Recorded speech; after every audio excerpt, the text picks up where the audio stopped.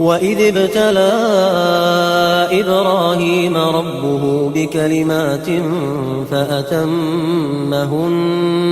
قال إني جاعلك للناس إماما قال ومن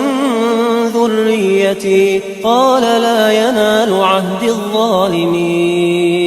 وإذ جعلنا البيت مثابة للناس وأمنا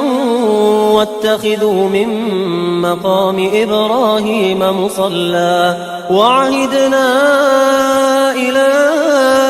إبراهيم وإسماعيل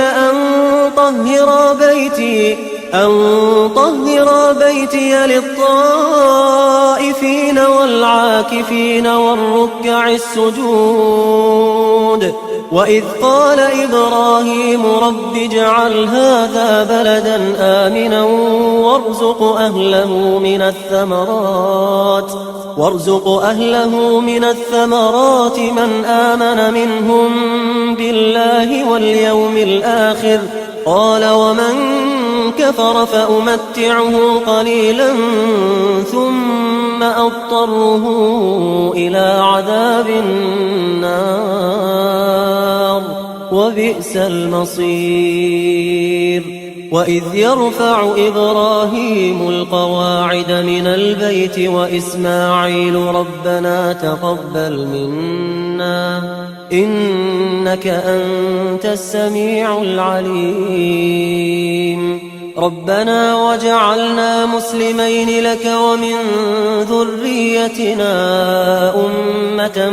مسلمة لك وأرنا مناسكنا وتب علينا إنك أنت التواب الرحيم ربنا وبعث فيهم رسولا منهم يتلو عليهم آياتك ويعلمهم الكتاب والحكمة ويزكيهم إنك أنت العزيز الحكيم ومن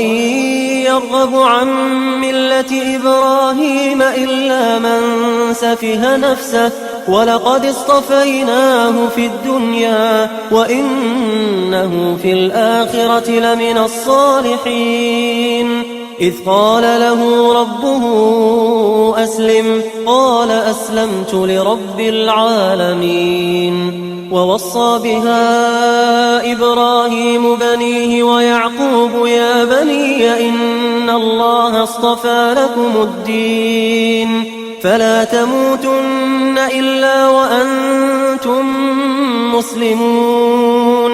أم كنتم شهداء إذ حضر يعقوب الموت إذ قال لبنيه ما تعبدون من بعدي قالوا نعبد إلهك وإله آبائك إبراهيم وإسماعيل وإسحاق إلها واحدا ونحن له مسلمون تلك أمة قد خلت لها ما كسبت ولكم ما كسبتم ولا تسألون عما كانوا يعملون وقالوا كونوا هودا أو نصارى تهتدوا قل بل ملة إبراهيم حنيفا وما كان من المشركين قولوا آمنا بالله وما أنزل إلينا وما أنزل إلى إبراهيم وإسماعيل وإسحاق ويعقوب والأسباط وما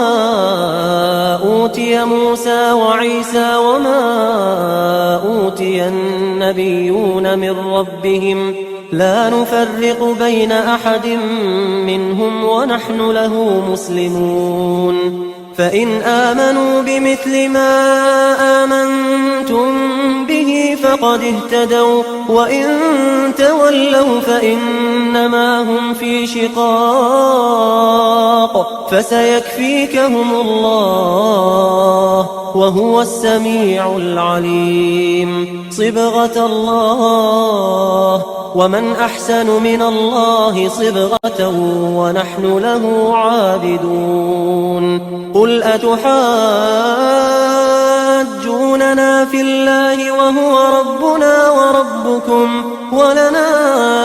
أعمالنا ولكم أعمالكم ونحن له مخلصون. أم تقولون إن إبراهيم وإسماعيل وإسحاق ويعقوب والأسباط كانوا هودا أو نصارى؟ قل أأنتم أعلم أم الله؟ ومن أظلم ممن